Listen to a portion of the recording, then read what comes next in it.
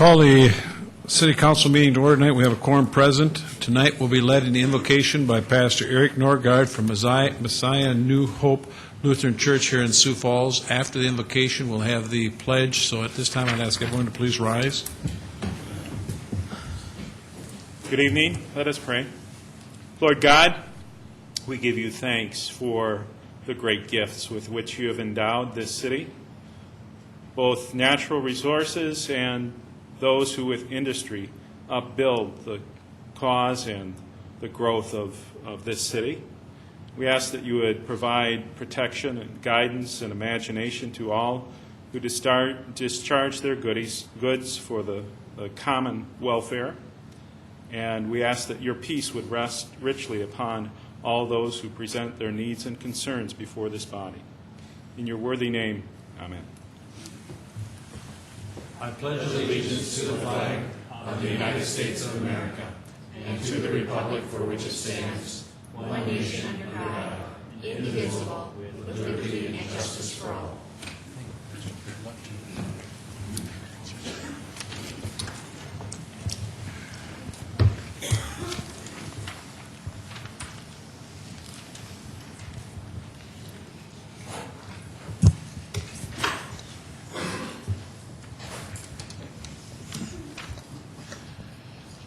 We have a proclamation night for National Mentoring Month, and Lisa Phelan Schultz, if you come on up, please, from Lutheran Social Service here in Sioux Falls. And the proclamation reads, whereas January 2008 is the 7th annual mentoring month as declared by the National Mentoring Partnership. This year's theme is Pay It Forward, Mentor a Child. Whereas sustained relationships with positive adult role models are essential in the successful development of all children and adolescents. Whereas mentoring relationships between adults and children are known to improve academic performance, increase self-esteem, and build confidence in young people.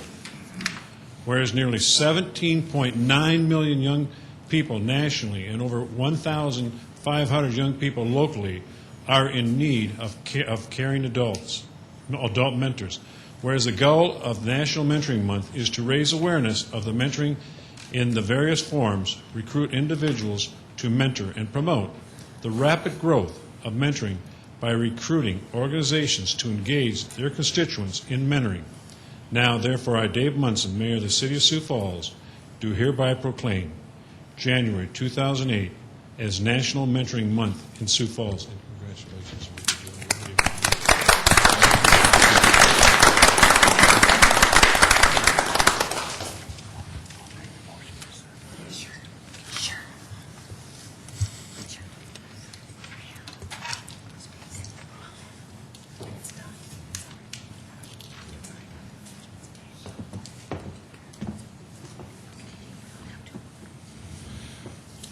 Okay, we'll get started. Is there a motion to approve the consent agenda? I so move. Knutson. Knutson moved. Is there a second?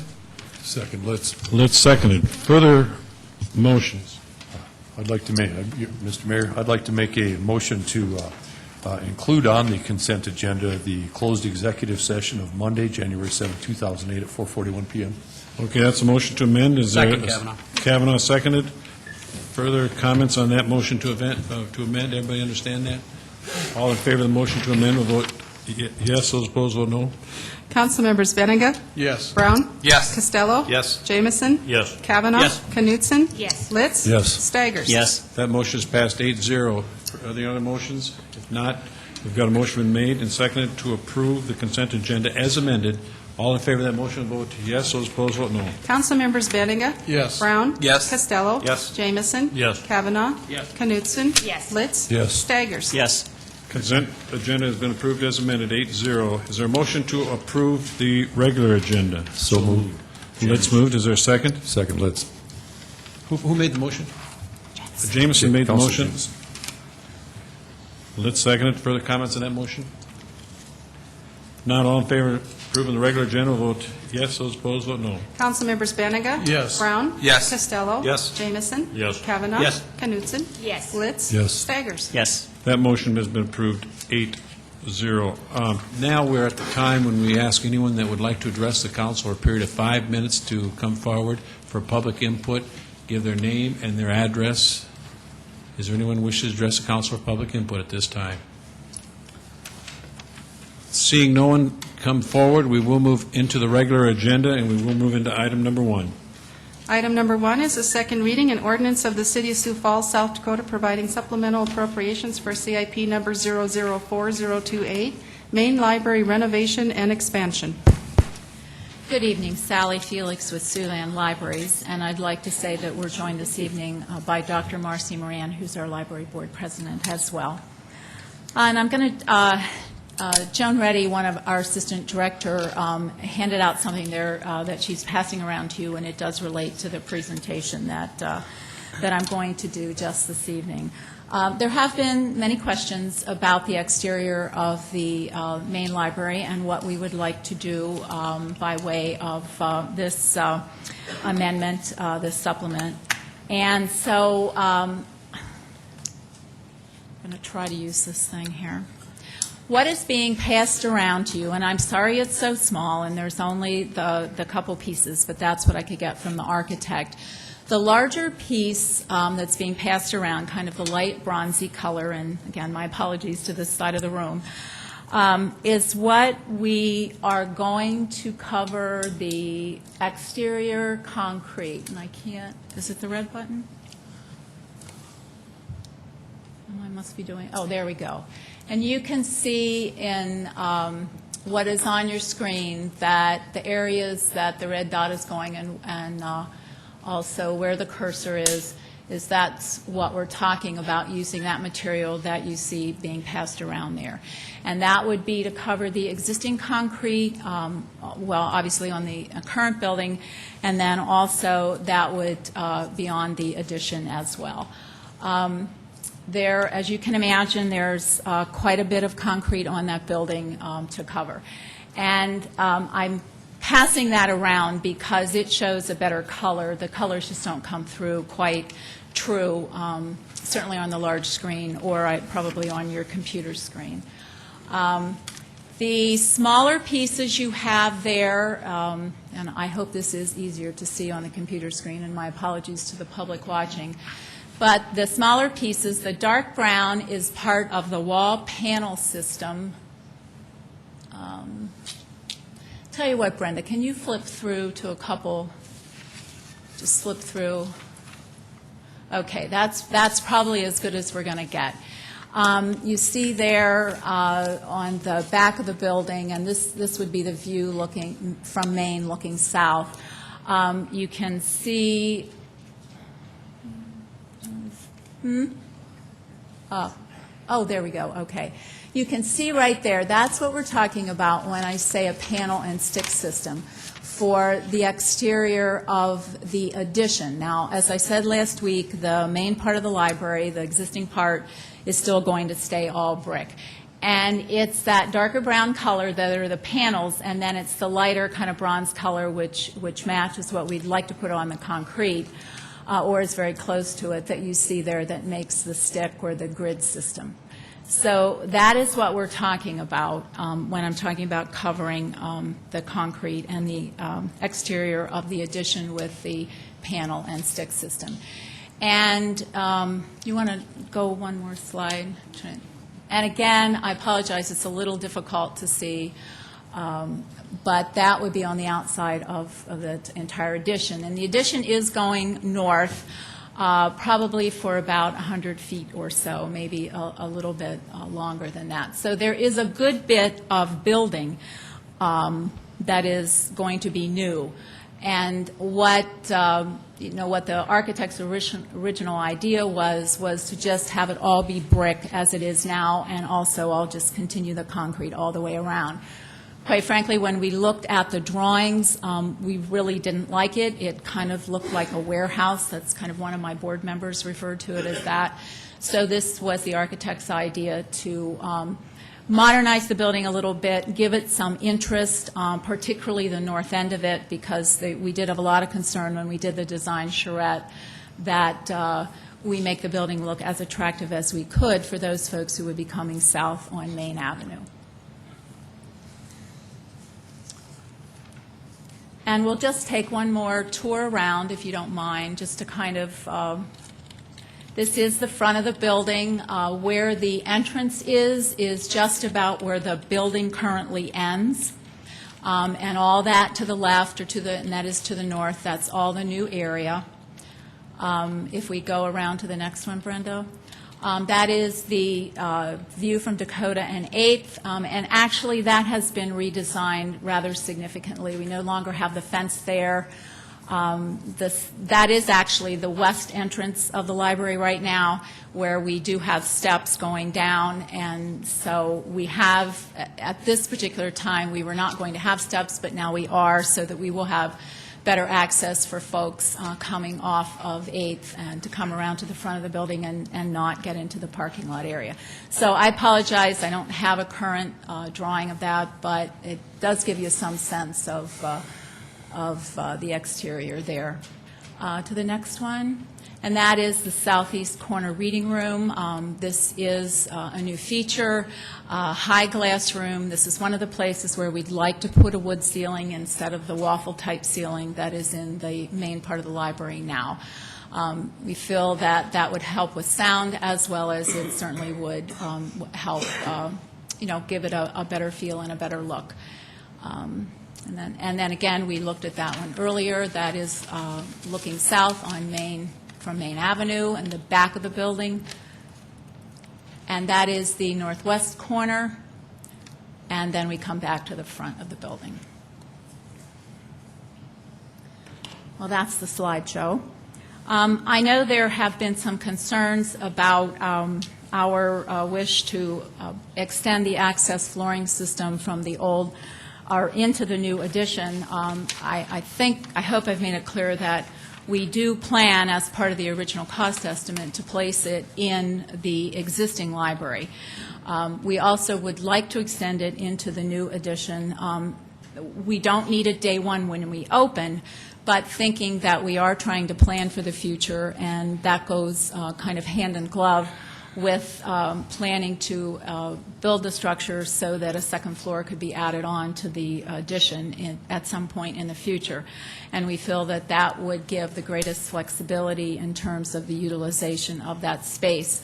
One of the issues that we have had in the current library, and it's been this way for before I got here, is that the raceways or channels that carry the cables and electrical wires and so forth have long since been full. So it is very difficult when you're trying to move staff around, but even more importantly, I think when you're trying to move public services around and you're trying to move equipment around, you're really hampered if you don't have enough way to get both the data lines and the electrical lines as well. So that is an element that we're requesting, and it is a plan for the future type of element. Mike Hall, our Director of Central Services, is here as well, and I know there have been some concerns about our data needs and whether we should be looking more at wireless as opposed to hard wiring. And again, I think information, I know information has been provided to you this week to try to address that issue, and so Mike's going to speak a little bit about that, and then we'll certainly be glad to answer your questions as best we can. Okay, Mike.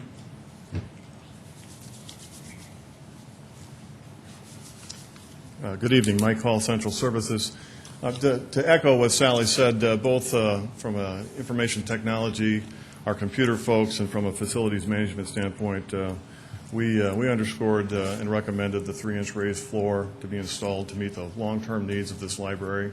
It provides the most accessibility for both our data cabling needs and electrical needs, and we feel that our preferred connectivity is through Cat 5e connections to desktops. The raised floor will allow the library to reconfigure their workstations as they see need, as needs change throughout the years, and this gives us the most flexibility. Wi-Fi or wireless is growing. It'll continue to provide a a good utility. It's not identified as the business or commercial model of choice. We have Wi-Fi in all the libraries. It's for public access for those people that are walking in with a laptop and want to access the internet, and we do provide it there. But the public access machines and the administration desktops have historically been hardwired. We do this because of the speed and the reliability factor. So again, that's our recommendation. And I can answer any questions regarding Wi-Fi or cabling or. Questions of Mike or of Sally? Anybody? Okay, Dee. I have a question, not for Mike, for Sally or for Jean, and I think I know the answer, but I'm not sure. Is earlier today, someone asked me if, in fact, this total for this amount for this appropriation, if that would come out of the quality of life bond, and I said that I think the answer to that is yes, and that comes from the reserve fund of the quality of life bond. Do I have that correct? You are correct, yes. Okay, thank you. Kermit? Yes. The new addition, I'm trying to remember, Sally, is that about 45,000 square feet we're dealing with? No, the new addition is about 18. Oh, okay, sorry. It's about a net of 18. They're actually, they have to tear off some of the existing library, the dock area in the back where the bookmobile used to be. And so technically, there's about 19,000 square feet of new addition, Yes. but net, it's about 18. Total size will be about 62,000 square feet. 62,000. Yes. I guess some people have been wondering about the cost for this addition then of about 19,000 square feet. If we pass this tonight, it'd be about $12.8 million. Is that correct? Well, that's for the whole project. Yes. It's the addition as well as the major renovations we're doing. And it also includes the work we had to do, to move the leaseholders for the 300 building to their new parking area, too. So it's not totally library building construction. Yes, because when we built the health and welfare building in conjunction with the county, I'm sorry, I can't remember the square footage on that, but that was for a substantially less amount of money than what we're doing here with the library. Some people just wondered why aren't we building maybe a new building instead of all of this money for an addition? How would you respond? Well, if we were building a new building, it would cost us more than, I would guess. I mean, it all depends on how large it is and what the design of it is and whether you have to purchase land and whether you have multiple floors. It's not apples and apples to even look at renovating an existing library and building a new one. But if we had gone ahead with the plans that were put forward in the early 2000s, we would probably be looking at almost twice the cost of what the renovation and expansion of the current library is going to be. Also, another question is in regard to the historical integrity of the present building. The question has been raised, we're spending $680,294 to interfere with the historical integrity of the building by covering up the concrete. How would you respond to spending that amount of money? And, it is interfering with the historical integrity of the building. We're changing that. I really don't have a response to the historical integrity. I'm not aware that that's a concern. I mean, But I do know it's a very utilitarian, unattractive building, and we're trying to take what we've got and work with it and make it more attractive for the city of Sioux Falls. Thank you. Other questions? Go ahead, Pat. Sally, I think you know that I'm committed to the library expansion, and nothing that I might say tonight should be construed other than that. My concern is that the aesthetic improvements that we're making in the metal banding, why should the taxpayers be burdened with $408,000 to cover the concrete burden when it doesn't improve the functionality of the library at all? Well, as one of those taxpayers, I guess I don't view it as a burden. I understand there are some people who would consider that not to be an important factor in a public building. I personally think, and the library board, and I know the mayor thinks that it's important for us to have quality public buildings and that they look nice and add to a community and add to our downtown area in this particular case, and that there is a value, maybe it's an intangible value, but there is a value to having handsome, attractive public buildings beyond just the fact of their function.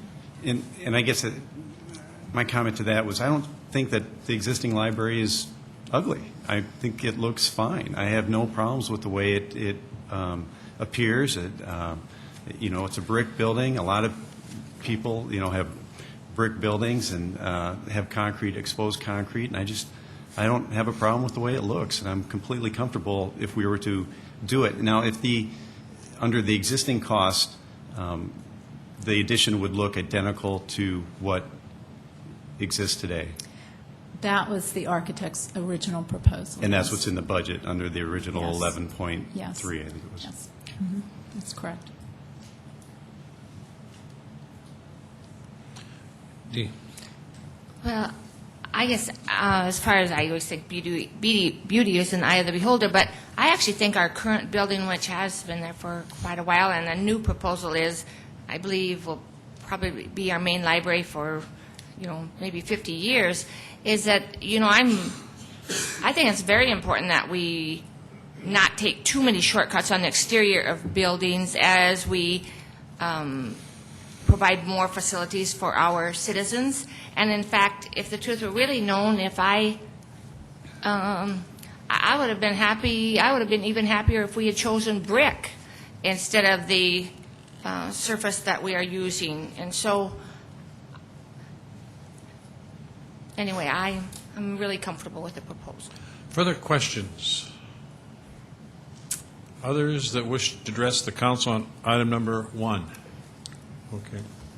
Name and address, Marcy. My name is Marcy Moran. I'm president of the board for the library.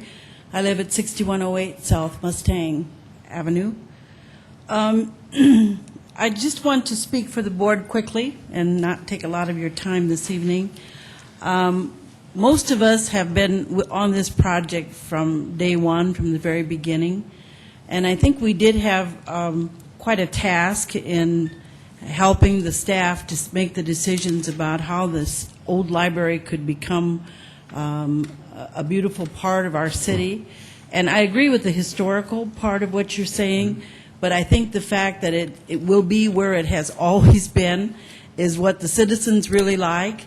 I mean, one of the things I've heard about many times is, well, I hope you aren't going to move it out of, it's so easy for us to get to, or they feel that they are familiar with it where it is. So I think renovating it really became necessary. And building a new building is always easier than renovating an old building and trying to make it look new. And I do believe that the staff have been very, very, cognizant of keeping the costs down. We've tried to be reasonable, yet want it to look like it fits in the rest of downtown, and that it's something that everyone can be proud of. Some of our new libraries are just so beautiful, and it seemed to take a lot of work and endeavor to bring this one up to par. So I would ask your support of this project. Questions, Marcy? Thank you. Others that wish to address the council on item number 1? Sir.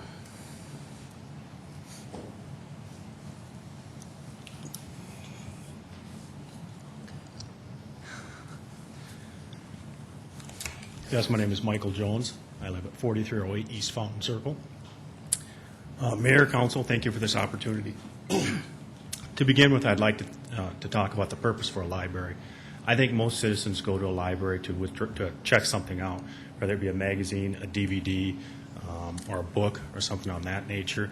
Others go to a library to possibly conduct some research or to read a newspaper or things like that. The key from my perspective is people go to a library what's based on what's inside the library, not what's on the outside of a library. And my guess is that not too many people are drawn ultimately to a library based on street appeal.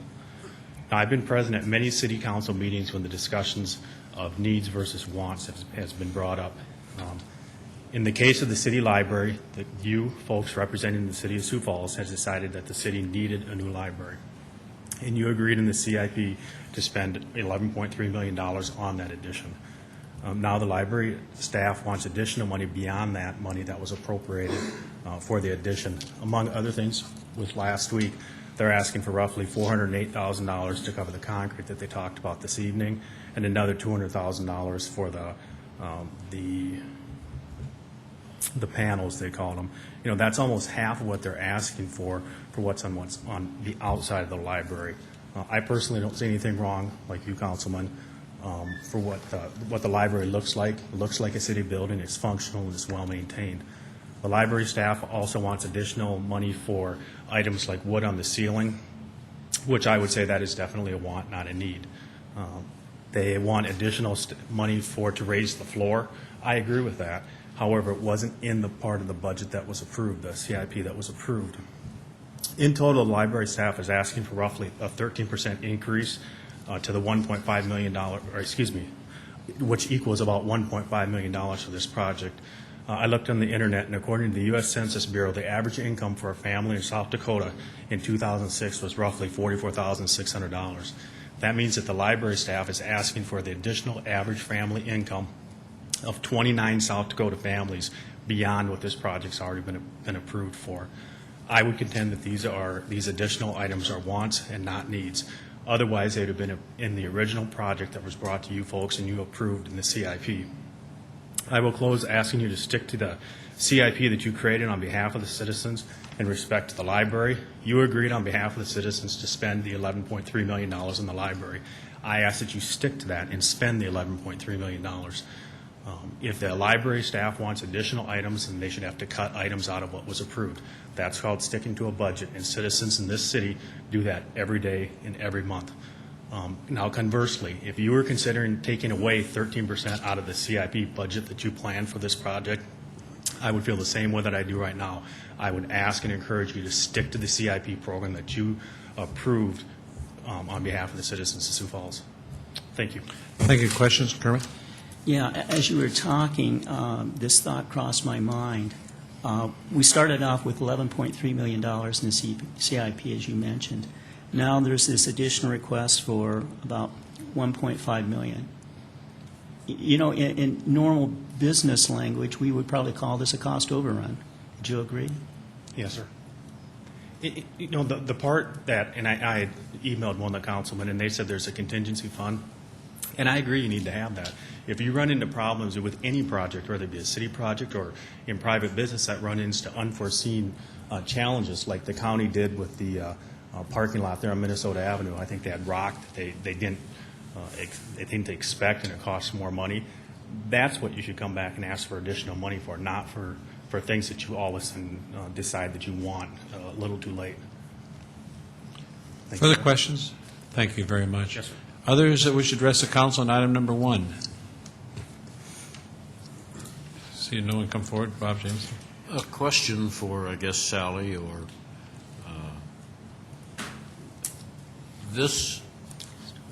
the total cost of the we as it currently exists is an estimate only. It has not been put out to bid. Is that correct? That is correct. And so we don't have the bids in yet as to what the actual cost of that library is going to be. What is the best estimate of what it's going to cost? Are we going to be in the ballpark, or is it going to be above? Any feelings? Well, I think the architects are pretty comfortable with their numbers at this point.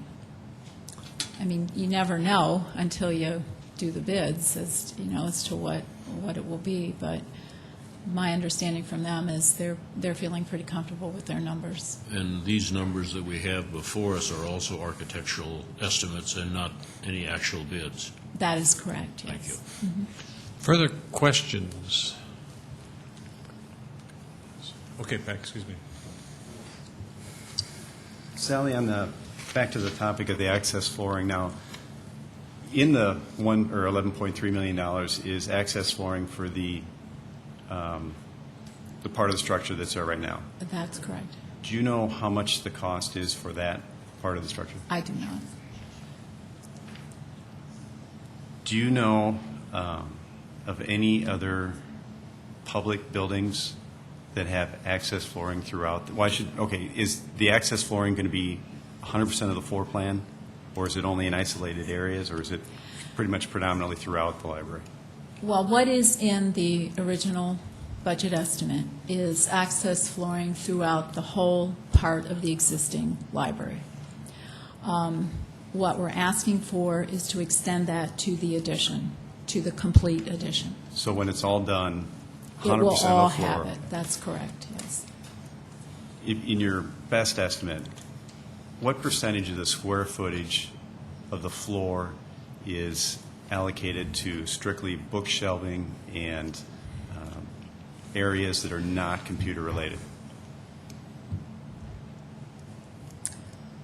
I could not tell you a square footage. I can tell you it's a fairly large percentage. 80%, 70%? I'm going to look back at, see if I have any clue from the staff back here, if they have any idea. No, I don't think we really know. But obviously, most of the a large portion. part of the building will have stacks in it, Okay. and seating areas and that type of thing. Are you aware of any other public buildings, universities, schools, other buildings that Sioux Falls has built that have access flooring? I don't know of any public ones in Sioux Falls myself. There may be some. I'm not aware of them. There are other libraries across the country that have used it. Did we look at running additional channels, conduit in the concrete, even if they were completely empty, to various parts of the library and floor to run Cat5 cable to avoid having access flooring? I believe what the architects did in their original estimate, and it was the library staff that asked to them to price out the cost for the access flooring, but what they did was they used a combination of channels in the floor and then above the ceiling and down through the walls. Exactly how much channeling through the floor, I'm really not sure about that, but they were using a combination of that. In the ceiling, are we doing, obviously we've got the waffle-type ceiling under the existing structure, and then in the new portion of it, what are we doing for ceiling there? Well, what they had proposed was the waffle-type ceiling in the public part of it, like the entryway through to from the west through to the east side. And then it's a drop ceiling in the staff areas. In how much square footage is that? Do you know? I don't know, I'm sorry. Did we explore in the new Health and Human Services building, it appears that the Cat5 cable is all run in the ceiling, suspended from a tray. Did we look at the cost of that? Well, I think they were using, I don't know the particulars of how they were going to do it, but they were looking at using the ceiling as a vehicle for wiring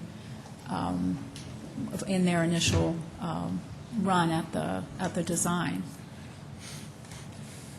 How would you respond to the comment that some people that I talked to in the technology industry have indicated that, access flooring is really a luxury, that there are other means to run Cat5 cable and even wireless. And I understand wireless may be not the best solution for the library, and we'll stick to Cat5, but how would you respond to people that imply that that's only a luxury for for-profit businesses that can afford to splurge? Again, I think it's from your perspective and taking into consideration that the building, the library building, is going to be there as a main library for at least 35 more years, and my guess is a lot longer. From our perspective, to provide that flexibility for the future, for who knows what, is coming, it seems appropriate. Again, I think that's, probably your individual perspective on that. Kermit.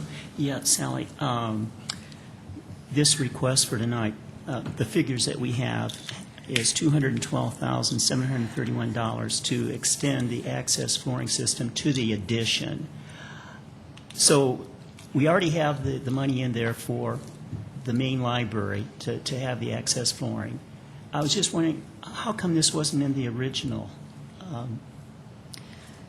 It didn't come up in our discussions until later in the design process, and as we began to think about it, and again, I wish we had thought of all of this, and our timing had been a little bit different, and we could have included it in our original cost estimates, but the design process wasn't that neat, and just didn't have a time frame to it that would allow us to do that. So as we began to discuss this, and we weren't even sure at the beginning when we talked about the access flooring in the existing part of the building, whether that was something that economically made sense to do, and then the architects did their work and, decided it was. So it's part of a process, and, I'm sorry we didn't think of it earlier. I wish we would have. Further questions? Vernon. Sally, you mentioned that other libraries are using the access flooring. Can you give us examples and Des Moines Public with their new central library, which is probably about a year or so old, has done it. Is this one of them you visited? Yes. What yes. did they say about the flooring? Well, they like it very much, and again, the day you open, things are fine. Hopefully, they're fine if everybody's done his and her job correctly. But looking again at the flexibility that it gives you for the future is really why you do it. But they were very pleased with it, and I believe they did in the Minneapolis Public Library and some other libraries back east that I'm aware of. Pat? That's right. Thanks. Okay. Further questions? We've asked others that want to address. No one came forward, so is there a motion to approve, or? I would like to make a motion to approve Knutson. Second, Kavanaugh. Kavanaugh seconded. Further comments on that motion? Yes, Mr. Mayor, I have an amendment. Okay, let's hear it. The amendment is to delete $680,294 for the panel and stick to cover the exterior concrete, and also to delete $157,663 to delete the wood ceiling, and that should total $837,957. Okay, so your motion is the exterior paneling and wood? And the wood ceiling, So yes. that's the motion? Okay, is there a second to that motion? Second, Costello. Costello seconded. So we got a motion been made and seconded to delete 837, is it 950? $837,957. Okay, that's the motion. To delete, then the motion made, seconded. Further comments on that motion? Yes, I think we should take to heart what Mr. Jones said this evening in his testimony, that some of these additions that we have here are wants instead of really needs. Do we really need the exterior concrete covered up? I guess I would suggest no, we don't. Right now, the library looks, I think, in really good shape. So it seems to me that's really a want. We really don't have to do that. It's not a need. The wood ceiling, that appears to me to also be a want. It's not really a need. So I think that if we delete this money from this proposal, we're still going to have a very, very, very nice library. Okay, we got a motion been made and seconded. Go ahead. You know, I would echo what Councilor Staggers is saying. You know, I think many of us are aware that there will be and has been discussion in the past about raising the second penny sales tax. And this is how, that second penny is how we fund projects like this. And when we need to start looking at our streets and other issues that are pending and are of graver importance to us, we need to make sure that we're not spending the money on luxuries. And nothing in here in these cuts that Councilor Staggers proposes will damage the functionality of the library. And I just can't support spending $800,000, almost $900,000 on things that will make it look nice. It won't improve any of the functionality. Got a motion made, second. Further comments on that motion to amend? Bob Jameson. I think one of the things we need to consider is the fact that this building is going to be around for, as Sally said, 35 years, and I suspect it'll be around 50 years. And if we don't build a building that is attractive now, it's not going to be attractive for the next 50 years. And you can argue about whether the current building is an attractive building or not. I share the opinion that it is not. But we need to keep in mind that yours and my children and our grandchildren are going to use that building. And I can remember many years ago I went to Indianapolis, Indiana, before I ever got in politics. And I walked up the hill to go through the library at Indianapolis because it was a beautiful building. I never used the library, but it was something that I realized that sometimes we're attracted to a building because of its appearance and not just because it's functional. This building right here could have been remodeled for a lot less money. But we have one of the best-looking chambers in the state. We don't have to take a back seat to anybody, and I think that speaks well for us in our community. I urge you to vote down this, and let's go with the amendment as recommended by the group that really wanted to look after this city long-term. Further comments? Kevin? I would just echo Bob's comments and add the following. I think there's nothing ingrained in our laws or any common sense that says government buildings need to be utilitarian or ugly. This has been a building that has served this community well for 35 years, and if it's done right, I suspect it'll serve us for another 35 years with the expanded facilities. I'm not saying that the arguments against putting some of these aesthetic features on here is wrong, but I want everybody to take a long-term look at this. If you look at this being around for another 35 years, the amount of money that we're being asked to expend on this now amounts to not that much on a yearly basis, less than $20,000. And I think eventually the day will come when some future council or some library board will come back and say, we need to make some changes to the exterior of this. It looks bad. I just think this is the opportunity for us to do it now. We can do it as cheaply as possible now. And I would urge your defeat of the proposal. Bernie? I also echo what Councilor Jameson says. Think back to when the settlers were building the Capitol in Pierre. A library in a community is very similar in the sense that's the heart of the community where people go to get educated. We didn't have these kinds of aesthetic discussions when we were talking about Oakview, which is a beautiful library, which serves a very different clientele than what the downtown library does. And they should, like our schools, be on par in terms of aesthetics and functionality. So therefore, I'll be supporting the amendment, or excuse me, the supplement. Yeah, I guess I'm concerned about my two grandsons going to a nice library in the future. If we delete this money, $837,000, we're still going to be spending around $12 million on a very, very nice library. I'm not worried about my grandsons not going to a nice library in the future. But I am concerned, why are we putting additional expense on my grandsons to pay for this and my children? So, once again, if this amendment would pass, we're still going to spend around $12 million on the library. But in the process, I think we will be getting rid of some needless wants. Pat? You know, in regards to the looks of the existing library, I would just wonder, Sally, how old is the library building? Any idea? The current library was opened in 1972, so it's soon going to be in its 36th year. And does anybody have any idea how old this building is? 100 years? This building here, I think the library, and my understanding is, it was built as a Carnegie Library, opened in 1903.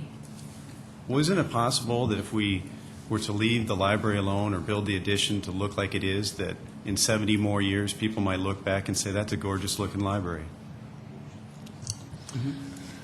Again, and I'm not being facetious about this or trying to sound difficult, but I do think the beauty is in the eye of the beholder. I think, to me, and I just said this to someone this afternoon, there's a big contrast between this building when it was built as a library, and my apologies to those in the community who were involved in building our current main library, but that building, because this building, there was design paid attention to, there was exterior paid attention to, and it has lasted as a library for 69 years, and now as a wonderful Carnegie Town Hall. It's over 100 years old. And I contrast that with our building of our main library. I mean, they did it right when they did this building, and that's what we're trying to do with the main library renovation. Well, it's been said a number of times that the beauty is in the eyes of the beholder. What guarantees do we have with spending this $600,000 that 20, 30 years from now, people aren't going to look back and say, that's ugly? I can't guarantee that.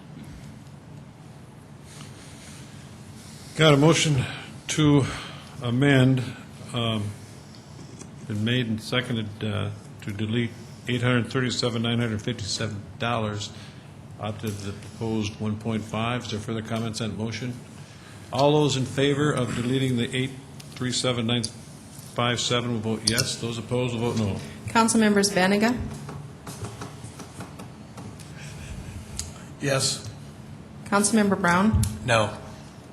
Councilmember Costello? Yes. Councilmember Jameson? No. Councilmember Kavanaugh? No.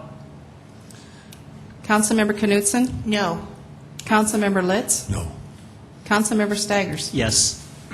That motion failed, 3 yes and 5 no, so we're back to the original motion to approve item number 2. Is there further comments? Mr. Mayor, I have an amendment.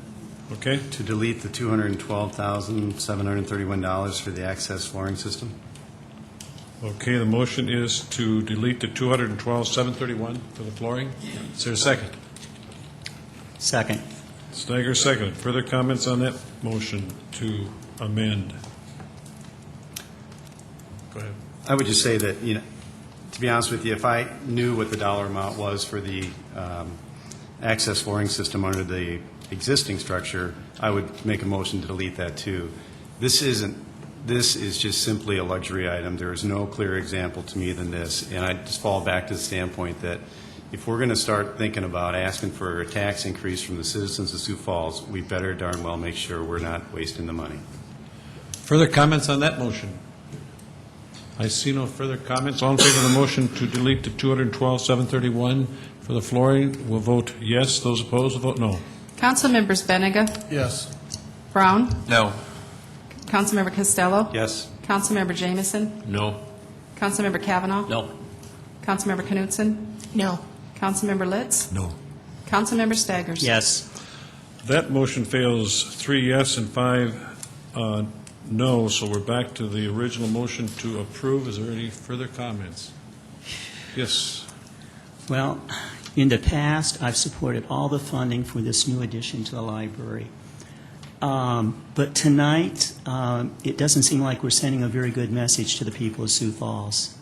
We've had 2 amendments which I think have been very, very reasonable. Those amendments have been rejected. And now, basically, we're telling the citizens of Sioux Falls that hey, spending $680,294 on a facade, hey, we really need it. But we know we really don't need that at all. We're not cutting down on spending at all. We're just continuing to spend, spend, spend. We've got to start sending a clear message to the people of Sioux Falls that we're not going to continue engaging in this kind of activity. So it's with great regret to at least try to send a message here that, some of us on the council are concerned about this spending. Regretfully, I'm going to be voting against this. But once again, in the past, I have always supported this. I've supported the $11.3 million for the new addition, but this is just getting out of hand. Further comments to the motion to approve item number 1? See no further comment. All in favor of approving item number 1 will vote yes. Those opposed vote no. Councilmember Benega? No. Councilmember Brown? Yes. Councilmember Costello? No. Councilmember Jameson? Yes. Councilmember Kavanaugh? Yes. Councilmember Knutson? Yes. Councilmember Litz? Yes. Councilmember Staggers? No.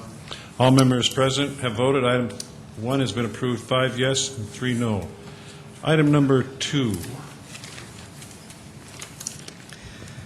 Councilmembers and Mayor Munson, items 2 and 3 were placed on this agenda in error, and I respectfully request that we have a motion and a second to withdraw them, and if you wish to do both with one motion, 1 second, 1 vote, that's acceptable. I make a motion to withdraw this item. Knutson. For 2 and 3? Mm-hmm. For 2 and 3. Is there a second? Costello. Costello seconded. All in favor of the motion to withdraw items 2 and 3 will vote yes. Those opposed will vote no. Councilmembers Benega? Yes. Brown? Yes. Costello? Yes. Jameson? Yes. Kavanaugh? Yes. Knutson? Yes. Litz? Yes. Staggers? Yes. All members present have voted. Items 2 and 3 have been withdrawn. Item number 4. Item 4 is a resolution approving the special assessment roll for construction of grading, gravel, curb and gutter, sidewalk, storm sewer, asphalt surfacing, driveway approaches, water main, sanitary sewer main, and streetlights on Southwestern Avenue from Black Rock Circle to West Bitterroot Street. Good evening, Chad Heavey, Office of Public Works Engineering. Due to affected property owner questions regarding this assessment roll, I request that this item be deferred until February 11th. Is there a motion to defer that? So moved. Costello moved. Who seconded? Second, Jameson. Jameson seconded. To defer item number 4 until February 11th. All in favor of that motion to defer will vote yes. Those opposed vote no. Councilmembers Benega? Yes. Brown? Yes. Costello? Yes. Jameson? Yes. Kavanaugh? Yes. Knutson? Yes. Litz? Yes. Staggers? Yes. That motion has been approved 8-0. The item 4 will be heard February 11th. Item 5. Item 5 is a resolution vacating West 19th Street from South Menlo Avenue to South Grange Avenue. This portion of 19th Street is between Grange Avenue and Menlo Avenue, just east of the Sanford Health Campus. This section of 19th Street is improved. Sanford Health plans to expand their parking lot due to the loss of parking with the proposed heart facility in the southwest corner of 18th Street and Grange Avenue. A utility easement will be maintained for public or private utilities. The petitioner has complied with our street vacation policy. A neighborhood meeting was held on November 28th and was attended by 9 citizens. The main concerns were Sanford's plan for this area and response times of emergency personnel. Fire Rescue has reviewed the proposed vacation and determined that the vacation will not have a negative impact on response times given the proximity to the collector streets in the neighborhood. The petitioner is present this evening to answer any questions. Questions of Chad on item number 5? Bob Litz. Chad, when we did our recent intercity sewer project, did that sewer stop? Did that go up here and up Grange, or did it go up Menlo to 18th Street? I don't believe it was in this section of 19th Street. Very good, thank you. Further questions of Chad on item number 5? Others that wish to address the council on item number 5?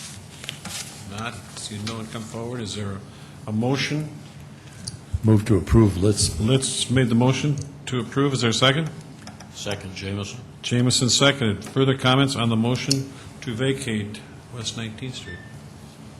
Kevin? If I might, I just have a question, Chad. Sure. I see there are no residential properties on that block. Do you know, obviously 18th stays, but do you know if there's any future plan to do anything with 20th Street? I am not aware of if that's been master planned. I would assume it has been. I just know that Sanford owns many of the residential properties in that neighborhood, and they may be better suited to answer that question.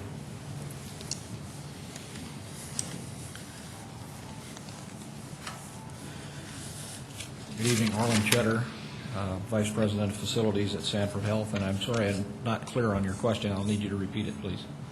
Orland, is 20th Street currently a through street, or has that been vacated? 20th Street between Grange and Menlo has been vacated, as has 21st Street.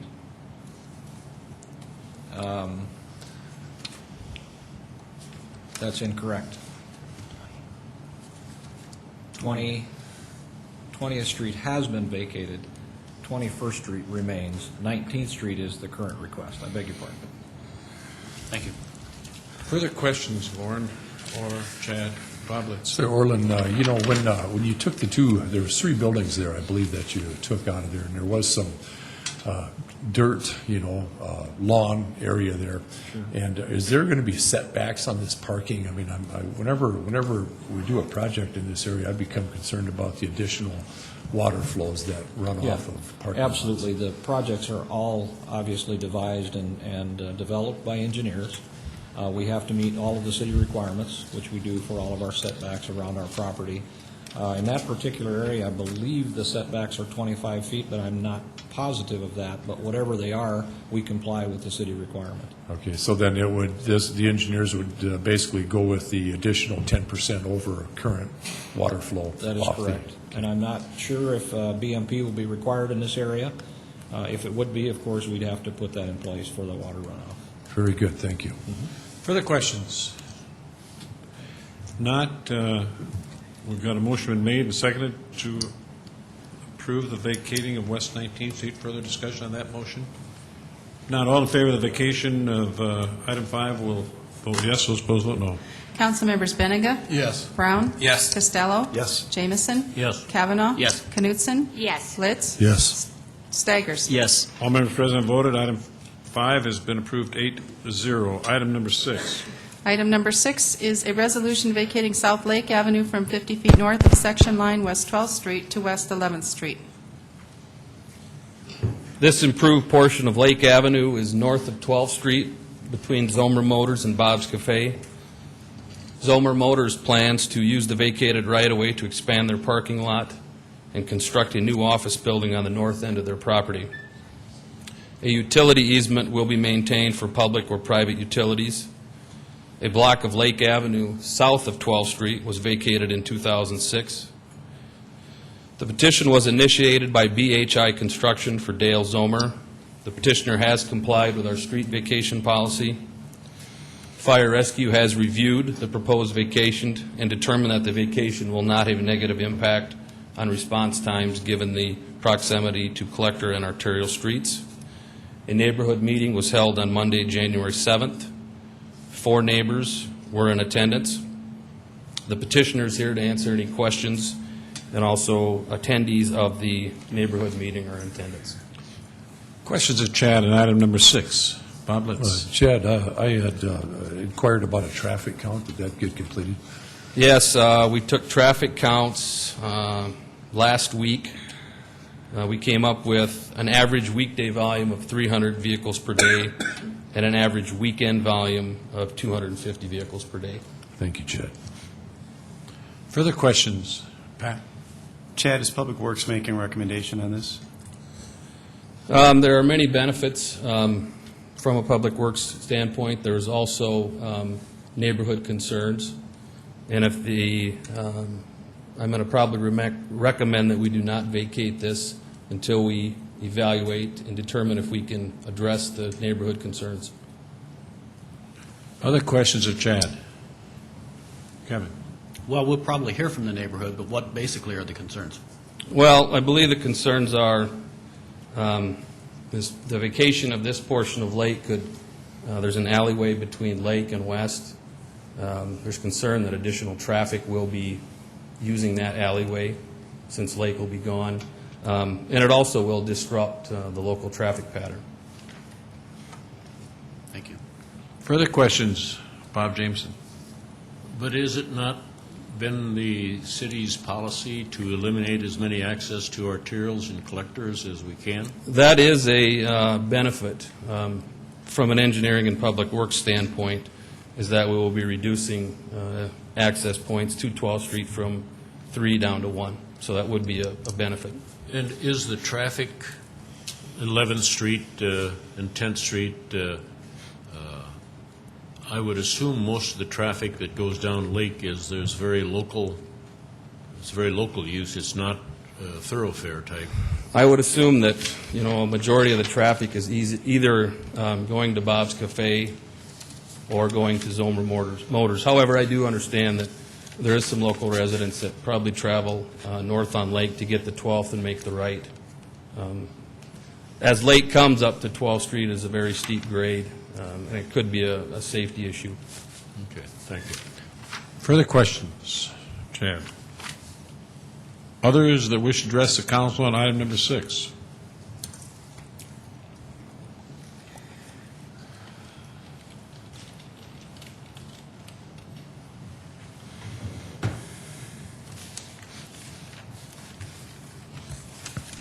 Kevin Husterwood with BHI Construction, Harrisburg, South Dakota. Do you have the drawing? Yes, we have brought forth this petition to vacate Lake Avenue from 12th to 11th Street. The purpose for this vacation is to enable Zomer Motors to expand their business. If you can see on the lower portion of the street vacate to the upper portion of the street vacate, in elevation there's a drop of almost 16 feet from 12th Street to 11th Street. In the center of that, we will be required to put in a retaining wall. That retaining wall is going to be about 8 foot to 10 foot tall. This will be in line with the retaining wall that's directly behind Bob's Cafe. On top of that retaining wall, we will then have to put a screening fence of approximately 6 foot. This is going to effectively create a 14-foot barrier between the commercial activity, the 22 to 25,000 cars traveling down 12th Street every day, to 11th Street, which is strictly residential. Now, in this neighborhood, we do not have the benefit of transitioning from commercial to office to residential. We have commercial to residential. Effectively, we are producing a very nice buffer for that area of residential that is past 11th Street. I have had a few phone calls of concerns and talked with approximately 4 people, and of those 4 people, all of them agreed that this is a good project and would be beneficial to the neighborhood. Dale Zomer is here this evening and willing to talk to anybody, and we've also got several representatives. Each of who have signed the petitions are here. Lyle, who is on the corner of 11th and Lake, actually doesn't have an effective driveway because of where the easement is for the street. This would create a off-street parking for his residence. It also facilitates for off-street parking for Zomer Motors, which would remove traffic or remove parking from 11th Street and free that street up for additional neighborhood parking. We do think we have a viable project here, and we just would like to have your consideration this evening. There are other people from the neighborhood I know that would like to speak. Thanks, Kevin. Questions, Kevin?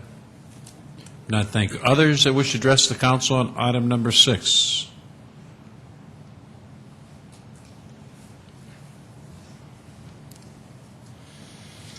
Good evening. My name is Pam Sable. I live at 300 Southwest Avenue. I have several concerns regarding this vacate of Lake Avenue. I live on the corner of 11th and West. We live on a corner lot. There is no sidewalk on our lot. And if you divert the traffic off that has the opportunity to go up Lake, they will either have to go all the way to Grange to turn onto 12th Street, or they have to go down 11th Street past our neighborhood to turn onto West, across the traffic on West to turn left onto Lake, or onto 12th.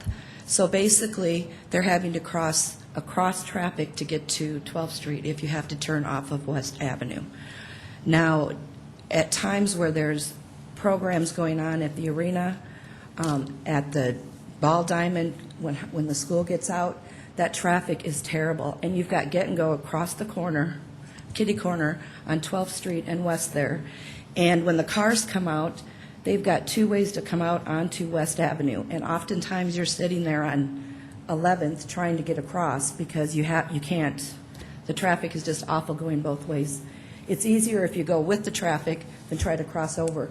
Oftentimes we go up Lake just so we can turn into the flow of the traffic versus having to cross traffic lines. Also, it will increase the traffic flow on 11th Street.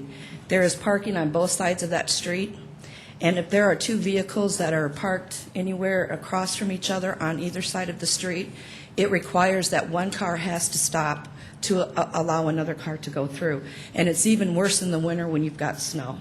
So oftentimes, there's very close accidents just on 11th Street due to the traffic flow. I've lived in that house all my life, and Lake Avenue has never been an issue as far as safety. I feel if it was that high of a safety issue, they would have put a stop sign at that corner years ago. Also, I'm concerned with the traffic flow from Zomers going out of their parking area down into Lake Avenue, either coming off of West or even coming down 11th. It does increase our traffic flow quite a bit, and with kids that are out there playing, I have 4 grandkids, it makes me a bit nervous with an increased traffic flow. I would suggest even putting signs up there that say children at play. That neighborhood has a lot of rental units, and a lot of those rental units have children playing there. I'd also like to say that the petition that was signed by 2 residents that don't even live there anymore. So I don't think that their opinion should be taken into consideration because they sold their property to Zomer. So they signed this petition prior to the sale going through. So I feel that was a little bit deceiving there. And then the other person that signed this petition doesn't even live in the neighborhood. He just owns the property. Another concern for me is the fact that when we agreed to the conditional use permit, when we agreed to rezoning the property from residential to business, we were assured that this lake vacate issue was not going to be anything current. There was an article in the Argus Leader printed on the 28th of August. We had a neighborhood meeting on the 30th of August and asked about this article because it specifically stated in the article that Zomer wanted to vacate Lake. At that time, Kevin from BHI instructed him not to comment on that would be way down the road, not to even worry about it. And that was one of the reasons we agreed to the conditional use permit, was because we were told that it wouldn't be anything immediate. Other than that, that's all I have. Thank you. Do you have any Questions? Questions? No, thank you very much. Others that wish to address the council on item number 6? Are there others? Name and address, please. Hi, I'm Brenda Calzo. I live at 208 South Lake. I'm a block north of this proposal. I drive on that street every day to and from work. It's the easiest, best, safest way to get onto 12th Street. I go north up to 12th Street and take a right into traffic. Otherwise, I'm going over on 11th to West, and I have to cut across traffic to make a left onto West. It's not very easy. If they take away that street, then I have to go either that way or all the way down to Grange, which is another 6 blocks one way out of the way, up 2 blocks, another 6 back. That's twice a day just to go to work and come back. And I just feel like there's never been a safety issue at that street corner. There's never been any problems there. This is just simply a car lot that wants to get bigger, and there's only that one way onto 12th Street. Otherwise, you can go to another stoplight and wait all the way around backwards, and I just think it's wrong that they should want that. There's, like you said, 300 people a day use that street, every day. So that's what I have to say. I agree with Pam on all of those safety issues. There is no safety issue there. They just want the land for the car lot. Questions? Thank you very much. Others that wish to address the council on item number 6?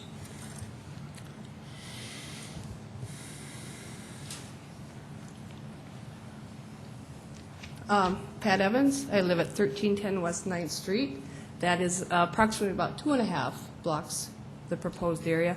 And I work at Volunteers of America on 51st right off West, so my travels from my home to my work is West Avenue. But to get to West Avenue, I take Lake up to 12th Street, then turn south on West Avenue. For me, also, if that area was closed, I would have to go to West Avenue, which is difficult in the morning and in the evening with the rush hour traffic that proposes that way. And then also, I would have to go to Grange and take Grange. I guess I just recently learned about this, less than a week ago, kind of wondering what the area for the neighborhood is considered and why I was unaware of the neighborhood meeting that would have been held on January 7th. So I am against the proposal of the closing of that road. Questions? No, thank you very much. Others that wish to address the council on item number 6?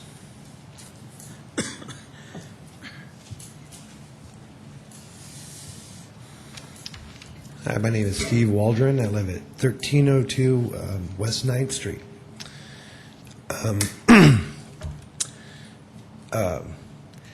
My biggest concern actually is it feels like when you remove access roads from a neighborhood, you're sort of boxing in that particular neighborhood, and at the expense of ease of travel, which it is a lot easier to go down Lake than it is to turn the ways that my neighbors were talking about. I understand that the business is important to the Sioux Falls area, but we could turn that whole street into a used car lot, and that's not going to do anything for the neighborhood, and neither is closing that street. Questions? No, thank you. Others that wish to address the council on item number 6?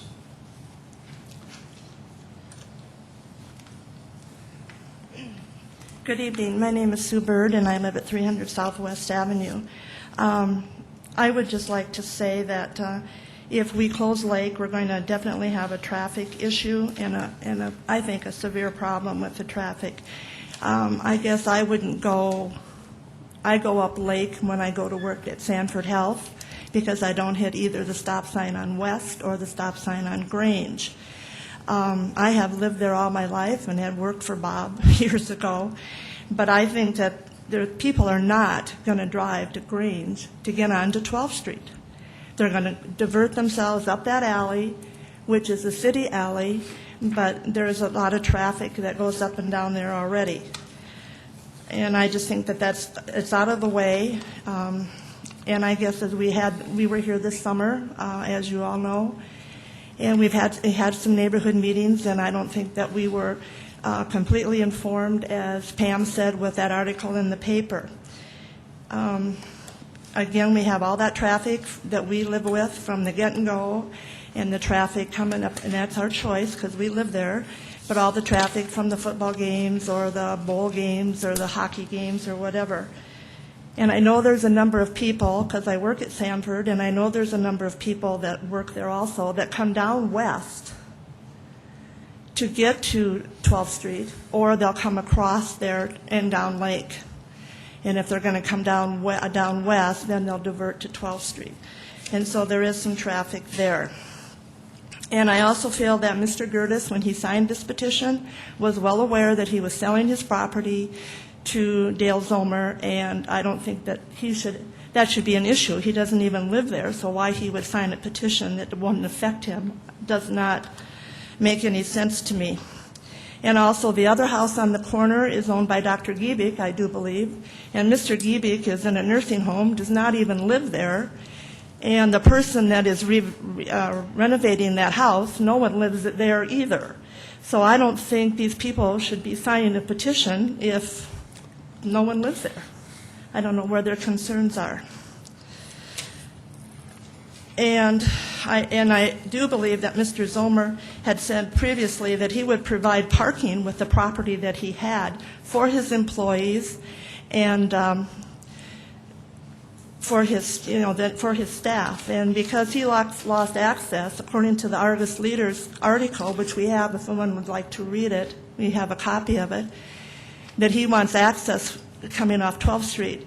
But he gave that up when they widened 12th Street. So I don't think that he should be shown any special consideration here to try to get that property back, which he sold to the state. Questions? None, Sue. Thank you very much. Others that wish to address the council on item number 6?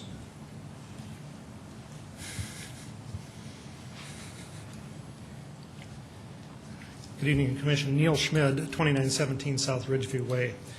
I've been helping Dale Zomer on acquiring some property in the neighborhood, and I would like to take exception to the testimony tonight that there's no safety issue at this intersection.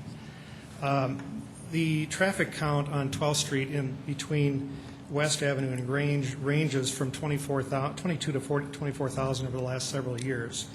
And it was stated tonight earlier that the traffic count on Lake is 250 to 300 per day. Many of those movements on Lake Avenue were either Bob's Cafe or Dale Zomer's crew in use of it. So I believe that closing this intersection would be in the public benefit because of the safety. It was also stated that that there's a severe grade there, and so I just believe that closure would be in the best interest.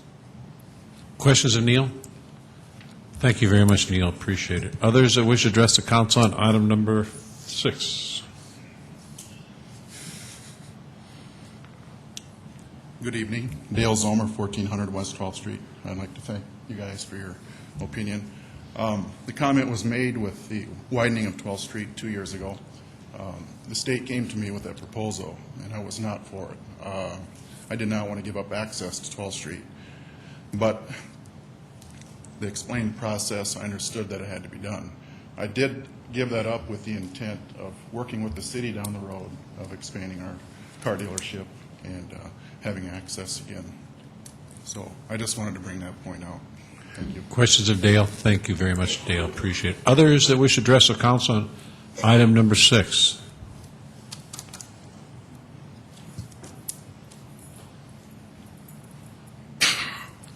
My name is Lyle Keys. I live at 2400 Southwest Avenue presently.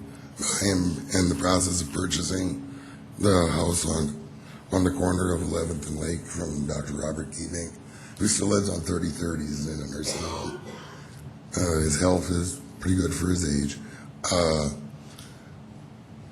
guess I say is I'm for vacating the street. Like I said, I'm working on that house last summer, and still I'm doing it all on my own.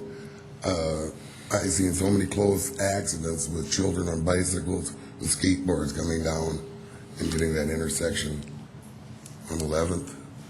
I mean, it's a 16-foot drop in about a half a block only. So there's that safety issue. I know they say that it's going to be harder for people, that they have to drive further out of the way, but it's been the city policy to close down some of these smaller streets to make the arterial flow better in the area. And I believe that's more what it would do, just as we have closed down streets all over, down 12th. The other side of Lake Street is closed. I guess I'd say I am for closing it, and I hope you vote to do that. Thank you. Questions allowed? Thank you very much. Appreciate your time. Others that wish to address the council on item number 6?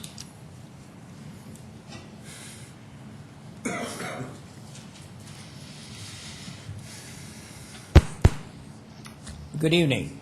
My name is Bob Lyons. I own Bob's Cafe on 12th and Lake.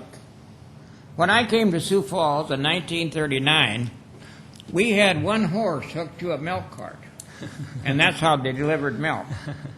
Our side streets were gravel. Why didn't we keep the one horse and the milk cart? It lost its purpose. It lost its value. Why didn't we keep the gravel side streets? Too much maintenance, costly. And I want to compliment the leaders of this town. We are the envy of all towns around us because of the decisions that you people make. Now, we had two roads coming in and out of Sioux Falls when I came here. We had 77 going north and south and 16 going east and west. Now, Lake Street is an old, treacherous, steep street. It's never been developed. There's no sidewalks. No one lives on it. And I ask you in making a decision, if you took Lake Street off of the liability maintenance of the city and put it on a tax-bearing thing, will we keep on growing from 150,000 on up? Thank you. Questions, Bob? Thank you very much, Bob. Appreciate it very much. Others that wish to address the council on item number 6? We got another, somebody else, Bob, behind you there. What?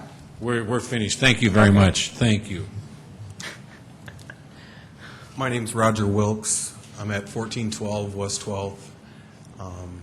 My main concern, if you close the street, you close the street, but people come off of West Avenue from Sanford, and sometimes in the morning, 8 o'clock, you can't take left and go west. You got to go right, go down Lake. Now, I see people all the time come down through the alley where my business is, and I ended up buying the rest of the corner because I need more parking. People always say there's more parking issues, so I bought the rest of the corner. I'm just concerned that if you close the street, where are they going to go? They're not going to go to Grange. They're going to fly right across the street, down the alley. Now, if you close the street, which is fine, I just want to ask if you'd let me put a sign up that says this is not a through street, because it doesn't go anywhere but my properties. And that's all I needed to say. Any questions, Roger? Bob Jameson. Do you own the property on 11th Street then also? No, Sue and Pam Bird own that. Okay. I own 302 Southwest, 1412, 1414, 1416. And do they have access to their driveway or garage on that alley? No, they don't. It's always been to me, except when Matt Brander developed it years back, he bought the place next door. Then there was access going down in the alley, which is going to be closed nobody can go through that alley to get to Zomer's after the spring because he's going to put a fence in. I understand that. The same process applies for vacation of an alley, that vacation of a street. If all property owners adjacent to that alley wish to close it, they so petition to do so, that can be done also. That's right. So, thank you. Further questions? If not, thank you, Roger. Appreciate it. Others that wish to address council on item number 6?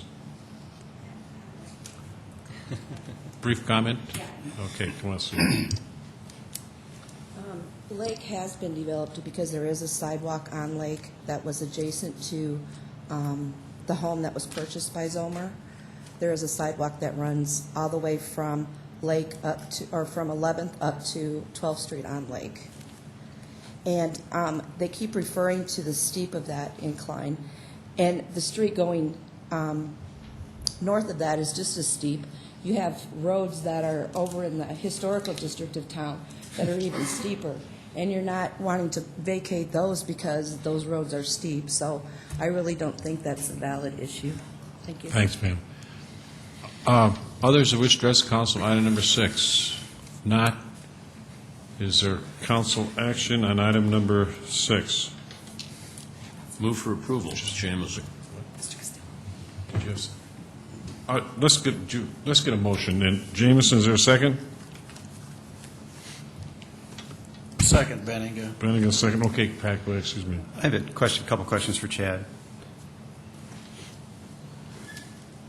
First of all, for the neighbors that are here, point of information for them, the petition that they're referring to and the signatures of these people who may not live there, the signatures are required of all the land owners on the property, and that's why their signatures are on there, correct? The abutting property owners to that section of right-of-way are the ones that sign it.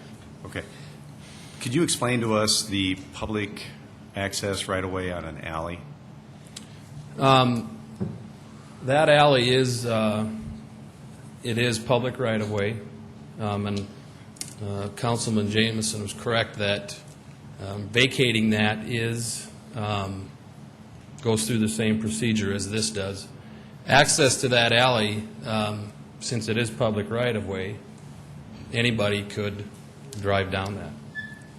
So you're not supposed to have a business purpose or any purpose for driving on that alley? Anybody, for any reason, can just drive up and down it? Yes. You mentioned earlier Public Works doesn't support this now without the resolution of some issues. Again, could you refresh my memory? Of what I you also like wanted see? to comment on was that what we do with these vacations, our policy is that if there's a low number of vehicles per day, as with Lake Avenue, we mail out notices to residents within 300 feet. But our policy also does say that if the vehicles per day on a certain stretch of road are over that, or over 1,500 vehicles per day, we will expand that radius where we send out the public notifications. So the lady that indicated she was 2.5 blocks away wouldn't have got a notice for this? No, she could have been out of that 300-foot radius, and there has been instances where we have come to this point and done a wider mailing, deferred this, and had another public meeting.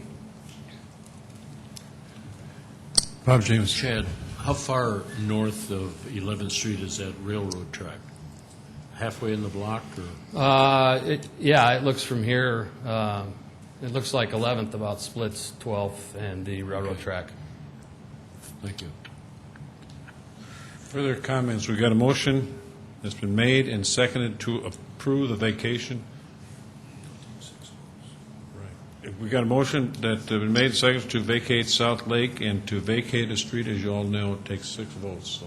I'm curious from the rest of the council, is there any interest in deferring this and allowing Public Works to do a larger mailing and get more feedback?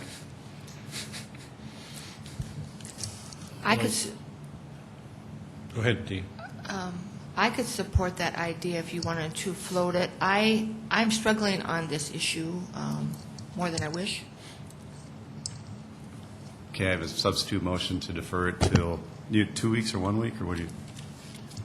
I would probably maybe again to February 11th, if that would be time to get this scheduled. A substitute motion to defer to February 11th. Okay, is there a second to that motion? I'll second that motion. Knutson, second. Comments on the motion?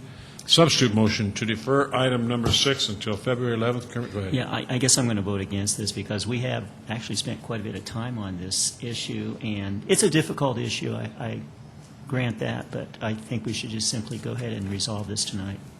Further comments on substitute motion? Bob James. Chad, any idea of how many people will fall within that 300 feet? Actual property owners, I do not. Okay. But we're certainly, I would expect if this is deferred, we'd have to increase that mailing radius. Okay. Further comments? We got the motion before us. Substitute motion to defer item number 6 until February 11th. Further comments? Seeing none, all in favor of the motion to defer item number 6 to February 11th will vote yes. Those opposed, vote no. Councilmember Benega? No. Councilmember Brown? No. Councilmember Costello? Yes. Councilmember Jameson? No. Councilmember Kavanaugh? Yes. Councilmember Knutson? Yes. Councilmember Litz? Yes. Councilmember Staggers? No. You have 4 and 4. I'll vote to defer. Okay, well, that is deferred until February 11th. Let's go to 7.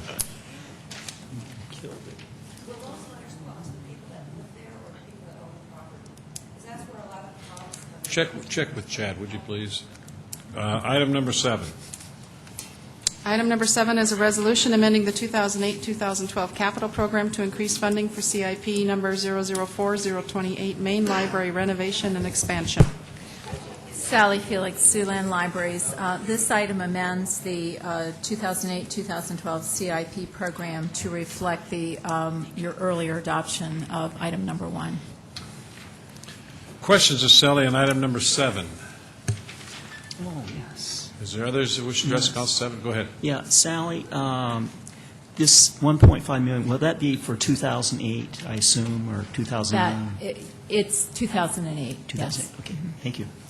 Move for approval, Jamison. Jamison moved for approval. Is there a second? I second. Okay, have it all seconded. Comments on that motion? Seeing none, all in favor of the motion will vote. Mr. Mayor? Yes, those opposed. Go ahead. Yeah, I guess the arguments that we had several minutes ago about the library continue to hold true right now, too, so. Okay. Further comments? We've got a motion for us, so go ahead. Chad? On a residential street, how far would $1 million go to build a residential street? Residential, it's probably $100 to $150 a foot to build that, so whatever that divides out to be. Okay, we got a motion to approve item number 7, the resolution. So we got approved. See no further comments. All in favor of that motion to approve, vote yes. Those opposed, vote no. Councilmember Benega? No. Councilmember Brown? Yes. Councilmember Costello? No. Councilmember Jamison? Yes. Councilmember Kavanaugh? Councilmember Knutson? Yes. Councilmember Litz? Yes. Councilmember Staggers? No. All members present voted. That has been approved. 5 yes and 3 no. Item number 8. Item number 8 is a resolution authorizing the mayor to make application for the Clean Water SRF and designating signatories for the loan document.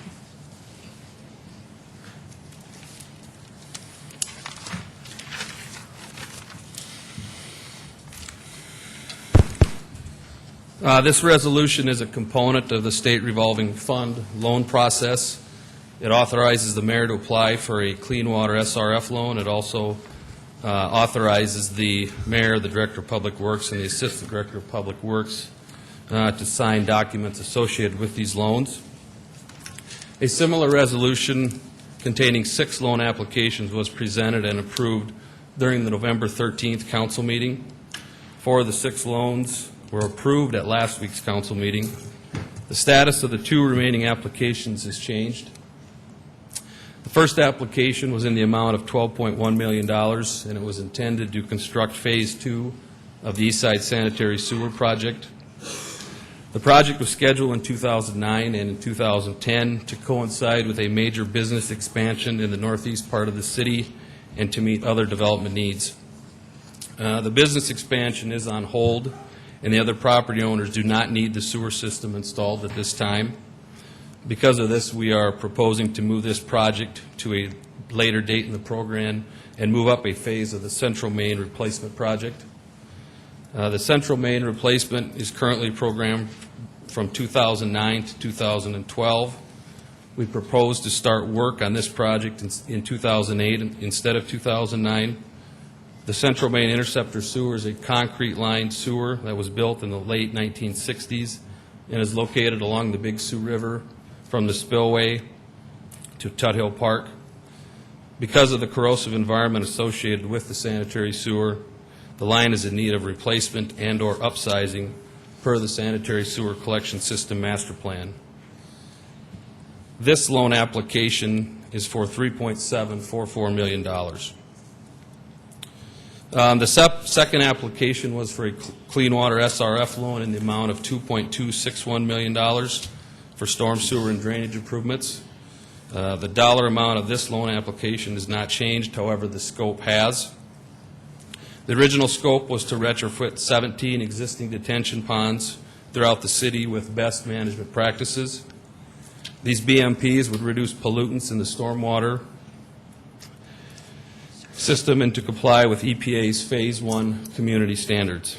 The revised scope includes the design and construction of 8 of these ponds, the preliminary design of 9 of the remaining 9 ponds, and then Phase 3 of the 30th Street and Colville Avenue Area A Drainage Improvement Project.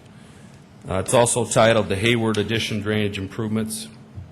At a council meeting several months ago, there were several neighbors that talked about this project. This drainage project will bring the storm sewer system in the area south of Sanford Health up to city design standards and is an extension of the previous phases of the 30th A and Colville Avenue A drainage improvements. This project is currently scheduled for 2012 construction. In the near future, we will be bringing forward a CIP amendment for these project changes. Question, Kermit? Yeah, I remember several months ago, Chad, when we started talking about authorizing the mayor to sign these applications, it dealt with well 69. And I guess my question is here, in the future, since we hadn't done that before, authorizing the signature, every time we have something like this, we're going to be constantly authorizing the mayor to make application, is that right? Every time from now on, when we're going to apply for an SRF loan. We just can't say, Mayor Dave Munson can always do this as long as he's mayor, signing for SRF? Historically, we used to just send a memo to the state saying, here's our master plan, and this is what we're going to do. However, that is not how it is done for every other community in this state. So now the state is requiring us to perform this process, as are all the other communities in the city, or in the state. Okay. Further questions of Chad on item number 8. Kevin? What's the repayment mechanism for these SRF loans, Chad? User fees. And they are at a 10-year term at 2.5%. Further questions of Chad on item number 8? Not others who wish to address the council on item number 8. Seeing no one come forward, is there a motion to approve? Move for approval, Benninga. Benninga moves. Is there a second? Second, Brown. Brown seconds. Further comments on that motion to approve item number 8? Seeing none, all in favor of that motion will vote yes. Those opposed will vote no. Councilmember Benega? Yes. Brown? Yes. Costello? Yes. Jameson? Yes. Kavanaugh? Yes. Knutson? Yes. Litz? Yes. Staggers? Yes. All members present and voted. Item 8 has been approved 8-0. Is there a motion to adjourn? So moved. Jameson. James moves. Second. Second, Litz. Let's second it. All in favor of the motion to adjourn, the vote yes. Those opposed vote no. Councilmembers Benega? Yes. Brown? Yes. Costello? Yes. Jameson? Yes. Kavanaugh? Yes. Knutson? Yes. Litz? Yes. Staggers? Yes. We stand adjourned.